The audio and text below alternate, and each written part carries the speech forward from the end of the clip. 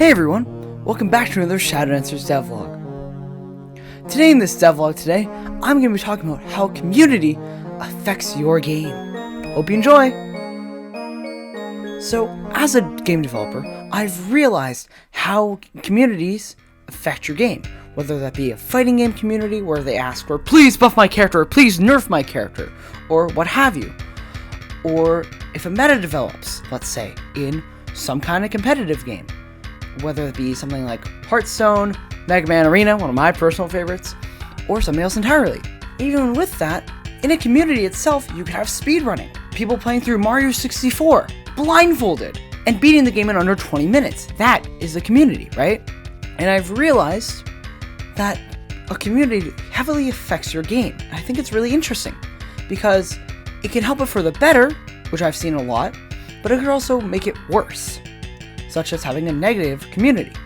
So we've established that a community heavily affects your game. But how do you make a good community? Well, you could just make content like I've been doing for my game, as you see here through these devlogs. Now, when it comes to Shadow Answers, I've been personally trying to make a very positive community, and I'm very happy to see in the comment sections that you guys like the videos.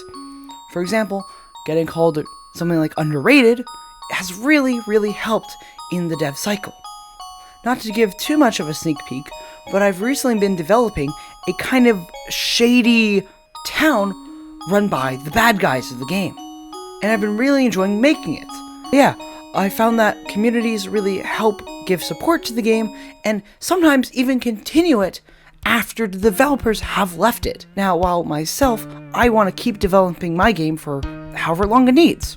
But you see things like the Smash Melee community, that game's like 20 years old, but people keep playing it due to its depth, right?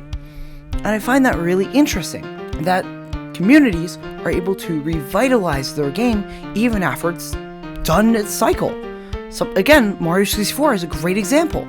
That game is pretty old, but it's still getting played frequently. Online, offline, you'll see it. So I find it really interesting that communities affect longevity, support for the game, and all that stuff. You could also see it through things like Kickstarter. One of my personal favorite games got heavily affected by Kickstarter, that being Shovel Knight.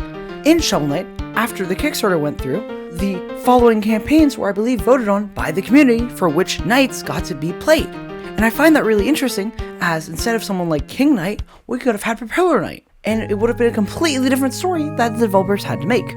I've realized as a developer that building a strong and passionate community is a very crucial thing, as it helps the longevity, the support, and even fan projects of your game, if you get big enough, obviously. But it's really great to see that you guys have been enjoying my content, and I'm very happy to see it. Anyways, that's about it for this devlog. I've been Fire. See ya!